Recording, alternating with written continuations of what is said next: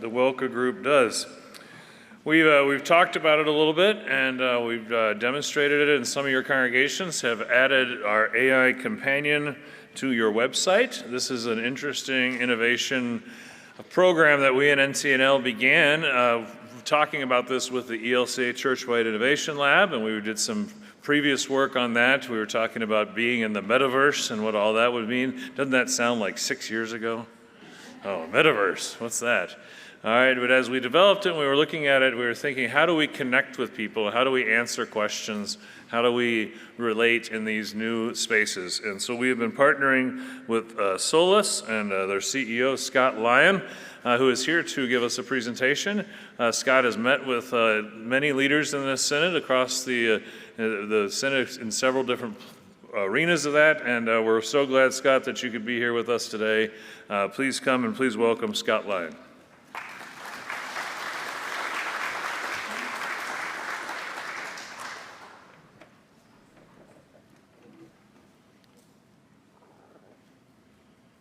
Let's see, did that go? Whoops. There we go. Hi, so yes, I'm Scott Lyon. I'm the founder and CEO of Solus. It's a privilege to be here. Many of you I've met either virtually or in person, but it's great to meet even more of you and connect to human with the name. As Eric said, we are the proud partner behind LutherBot. First of all, let me just do a quick pulse check. How many people here have heard about LutherBot? That's good. How many people have used it? Not as good. We'll work on that. So the good news, though, is that I'm not here giving you a dry market research report. I'm not here presenting scenarios.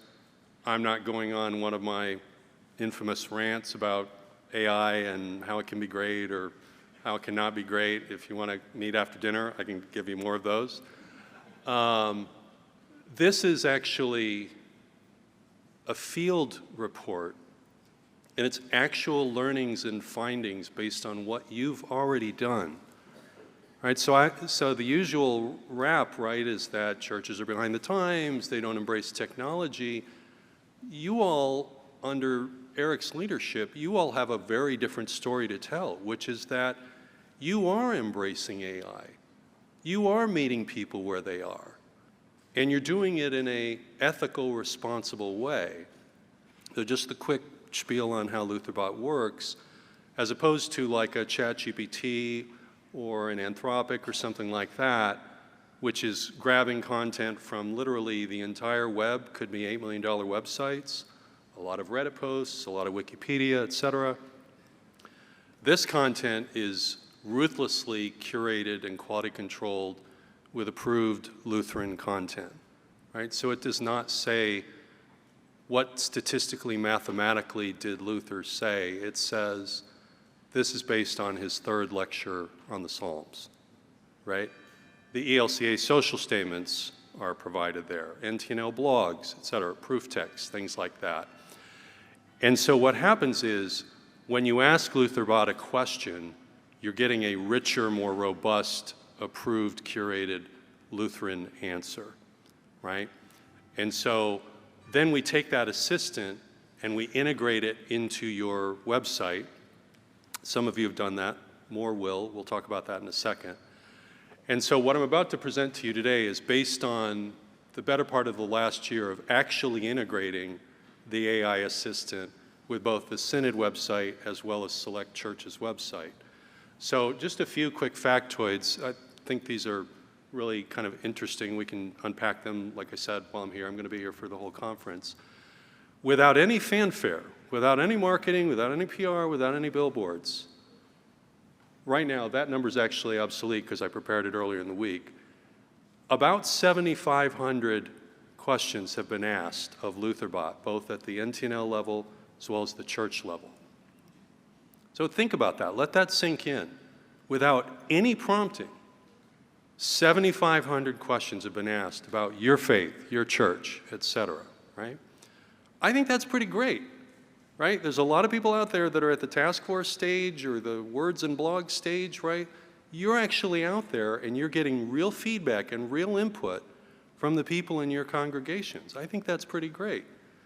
We have about 25 churches so far, and the goal is to get everyone in this room, to get the entire synod integrated and up on the platform. We'll talk a little bit more about how to do that. If you're not there now, we'll try to make that easy to do that. And just a few quick findings and learnings, like what are those 7,500 questions? What are they asking? What are we learning? What's happening there? So one thing we're learning is that there's an astonishing number of mind-numbing, tedious administrative questions that they ask of you all, right? When is church? When apostrophe S church? WEN church, right? Roughly speaking so far, about 20% of those 7,500 questions are what we would call digital front door, administrative stuff, right? Stuff that I would argue is not the highest and best use for people in this room or your staff or your volunteers to be asking, right? I hear from all of you, retaining staff, retention, training, turnover, it's a problem. Finances, we have to do more with less. So if we have an approved tool that's kind of like a digital first responder that's out there kind of fielding that first level triage, that saves you time, gives you all hours back that you can put into things that I think we can all agree are more important. The second thing we're finding is that people like you are using it. And we didn't even have to train you on it. We will, we should. One day we will, I promise. But you're all using it in all sorts of clever, intelligent ways. 155 prayer requests. 286 sermon prep queries, right? That is smart. That's intelligent. Because what's happening is you're all using the tool that's been approved and curated and quality controlled by you to do your job better and faster. So if it takes 2 hours instead of 20 hours, and I could go through a bunch of examples of this, you still own it, you still quality control it, you still approve the sermon, you still deliver it, right? But the LutherBot is a tool to help you do that a little more efficiently. And the third thing quickly that I think is really interesting is that I know things about your customers, your end users, that you don't know, but that I want you to know. And so what they're doing is when they ask these queries, they're like these interesting little data signals, these little micro moments where they're telling you something without telling you something, right? These are just some of the questions. Am I worthy of love? Like, that's a gut punch. That's real. Someone, whether they were in their pajamas or at a bowling alley, I don't know, it's all anonymous, someone asked of LutherBot, am I worthy of love? Like, wow, right? That's real. How do I pray? Great question. To people in this room, that might sound a little odd, like, come on, bro, like, don't you know how to pray? No, they probably don't. 70% of 18 to 31-year-olds have not been to a church service in the last 30 days. How would they know? Why would they know? Who taught them? So we have to meet people where they are and teach them the practices, the habits, the techniques, the learnings, the insights. And so someone's coming to you and saying, how do I pray? Let's meet that. Let's not judge that. Let's leverage that and say, hey, okay, maybe we need some more Faith Formation 101. Maybe we need some more onboarding or, whatever. And we can help you with that, right? Will I be welcomed here? They're checking you out. They're trying to understand, how do you roll? Are you judgmental? Are you generic? Are you detached? Are you cool? Are you funny, right? Like, so they want to know before they come there, they want to know kind of what you're all about. So this gives you, it's another tool in your digital ministry kind of repertoire to be able to do that. So the point is that whether it's banal, tedious, mind-numbing questions that no one in this room wants to answer, whether it's questions that you're asking of it to help do your job better, faster, cheaper, or whether it's people saying, I need some help on my journey, on my faith formation, like, give me some more support. I think this is a really powerful feedback loop. And so, you know, whether you've started working with us and you haven't finished that process, no worries, no judgment, we'll help you get over the finish line. Whether you're already working with us and you want to kind of level up, we have thoughts on that.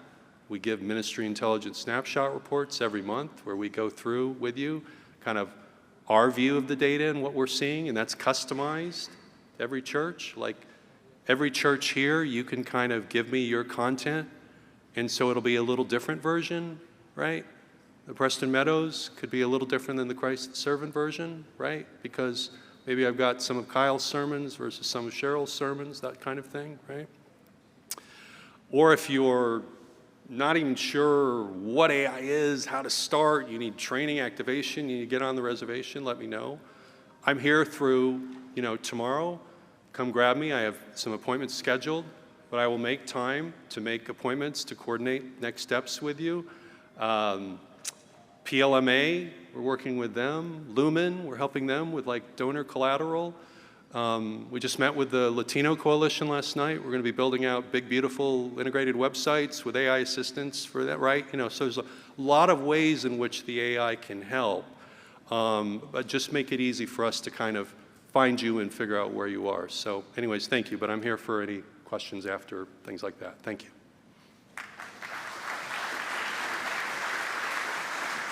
Scott, you were efficient.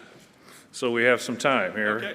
So there is a microphone there, but if you don't want to hustle over the microphone, I'll repeat questions. But I saw one over here, yeah. I actually have a number of questions. Well, limit it to one. So. Mostly they're going to be about using data hewn from this, about privacy and about access. It just so happens I do data science for a living. Sure. But I would like to ask these questions because it's a huge resource. If nothing else, it can help me write puppet scripts, which I can help with. So the question, and this has come up a lot because we are very concerned, is about privacy, access to data, and I'm going to pass that to Scott. So it's a good question, and probably the other 10 you didn't mention are good too, right? Let me be more specific about Sure, this. sure. You know, if I had questions about how people in our church were using it versus congregation-wide, to me, that is bordering on. You won't know individuals. I don't know. It's all anonymous. So I don't know, you don't know, that will never change. We have a privacy policy. You can see that in kind of the fine print. We take that very seriously. What I can't do is I can't have people coming to me and saying, am I worthy of love? And then say, oh, guess what, I just sold you to Chevrolet or something like that, right? You know what, I can't do that, right? So that social contract on something that's as intimate and raw and unfiltered as spirituality, we take that really seriously. That's why when I say, to your data science point, at an aggregate level, I can look at 7,500 questions and I can say 18% are asking about X, Y, Z, isn't that interesting, or 3%, or why is it only 3%, or things like that. I'm never looking and going, who are the 496 people that did that? And frankly, I don't need to, because that's not our purposes here. That is better suited at the local church level, at the pastoral church level. And I'll tell you one last quick thing. We actually had one non-Lutheran customer, so we're the largest provider of AI in the faith space, just to be clear.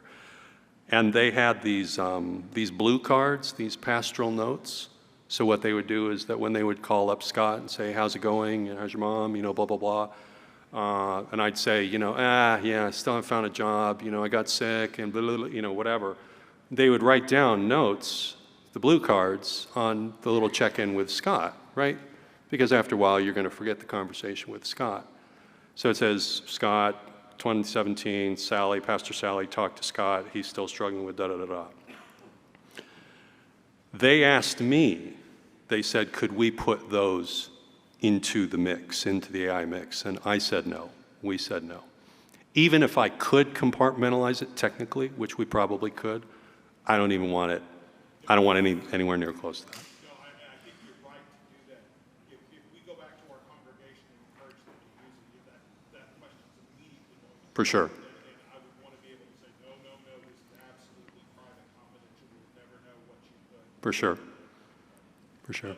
But clearly, there's benefits from the data. If we're asking ourselves, what things should we be concentrating on as a congregation? And they vary by church, which is really interesting, right? The percentage that says one thing at church 1 is different than church 25. And that is, by the way, fun fact, that's part of the power of this room. Because it's not just one church. It's all of you learning, iterating, exploring. And if one church does something smart, we can apply that and share that out with the broader network. So. Wait, one way in the back. You can get it. How do you do quality assurance if you don't know what the question is and what the answer is? Sorry, we know the question and the answer, and you, the pastor, you get to see that?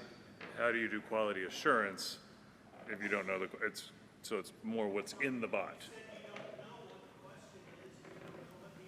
No, sorry, I don't know who asked it. I see every question and then every answer, and you, the pastor, you also see every question and every answer. You just don't know who asked it. That's all.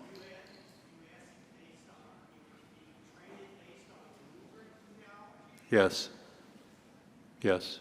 And we could show you exactly what's in there. Like, it's not a guess. It's not like a riff, right? Like, it's like I had asked, Eric, if we should have the German Luther version, and he's like, no, not so much, right? So there's no ambiguity about what's in or what's not in there yet. Can I just speak to that? Yeah. So this is one of the sticky points that we have, and so we're constantly answering these questions.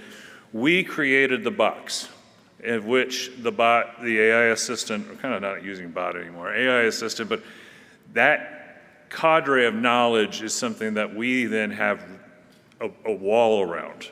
Versus if your folks go to ChatGPT and say, what do Lutherans believe about dogs going to heaven? And they're going to get stuff from anywhere and everywhere, including Lutherans who we have some significant disagreements about certain aspects. This is a story I often tell, which is we did this, we put all this stuff into the companion, we were testing it out, and we asked it a very simple question. Can women be pastors? And the bot answer was, well, it depends. There are varying opinions about this. I didn't like that answer. And so because we were looking at this is what we're doing, is we can see answers coming back and say, well, it needs to say unequivocally yes.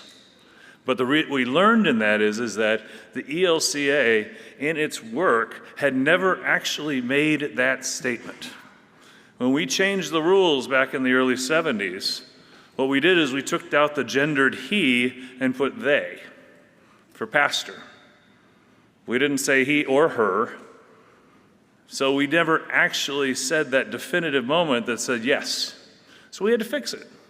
And we did, and you can go check it. It should give you a good answer, and if it doesn't give you a good answer, send it to him. I guess to his point, in terms of quality assurance, Yeah. to ask the question, am I going to be welcomed back? Now, if I were to ask ChatGPT a question 10 times with the exact same wording, I would get 10 similar but slightly different answers for the same question. Now, we would like to be confident that when someone asks that question, it's not going to respond, no, don't come back. Yeah. I'm sure you've taken great pains to make sure it doesn't Yeah. do that. But how do you know someone hasn't come up with something? If I've just gotten out of prison and I stabbed someone, will I be welcome back? No. Well, that's a difficult question Yeah. to answer.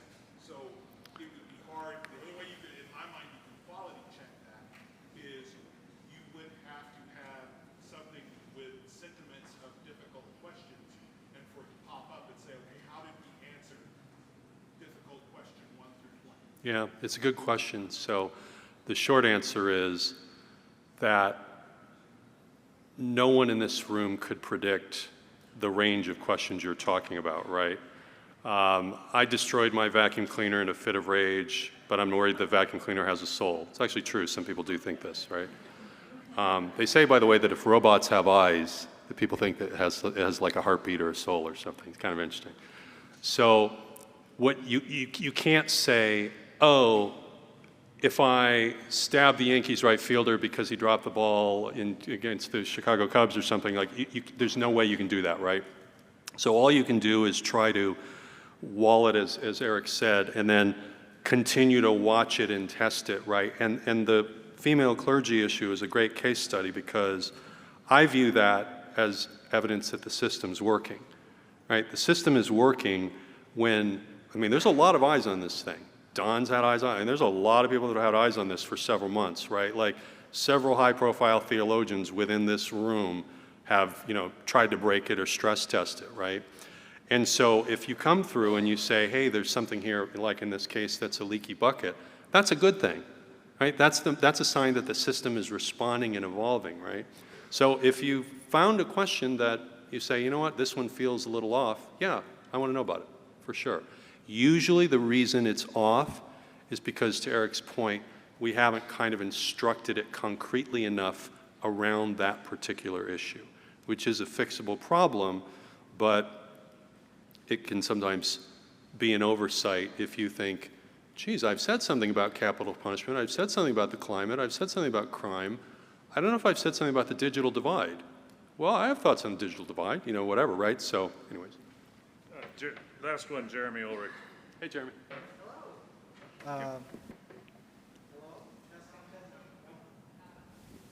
Testing, good. Jeremy Ulrich, St. John, Bartlett, Texas. Glad to see you in person, Scott. Good to see you in person. My question is, I guess, more for the bishop. Is there any sort of group of pastors in the Synod who are officially designated by the Synod to oversee this? And if not, could we start one? Because we have the Metaverse project, we have this project. I hope this leads to other potential projects because I think we're taking steps in the right direction, but I think we got more work to do. Oh, yeah. Well, don't ever think of any of this stuff as a finished product because guess what? In 2 years, this is going to be completely redundant.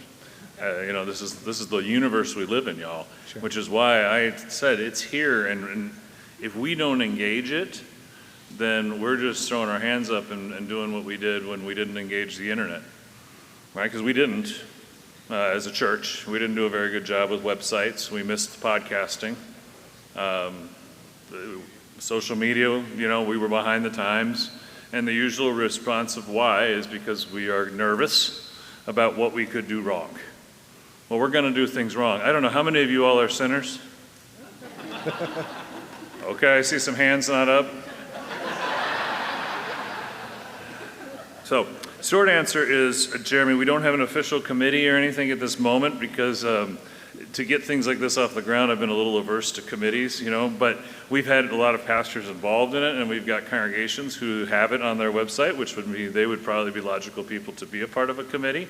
And I see that you are standing and volunteering to be a part of that. So yes, so that's I am happy to help get this off the ground, but yes. Well, thank you for that. It has potential to be much bigger than just this Synod as well, too. Well, so. and I will tell you, getting my colleagues across the ELCA to be interested in this has been an interesting learning experience about the silos in which we live. All right, we're going to have to move on, y'all. This is great. Yeah, you go for it. One more last thing. So, based on what we've done so far, there's a big, beautiful case study on the NTNL site. Goes into how it works, all the detail, knock yourself out. There's a summary of that, for those of you that don't want to read through the 20-ish, 30-ish pages and just want the 2-page version. There are video clips. There's a 45-minute interview, for those of you who are so inclined, where Eric talks about the why and what he's learned and why he feels strongly about this. And then there's a 2-minute version, kind of goes that. And then we're here, like I said. So there's a lot of resource to follow up and kind of learn more. Thank you.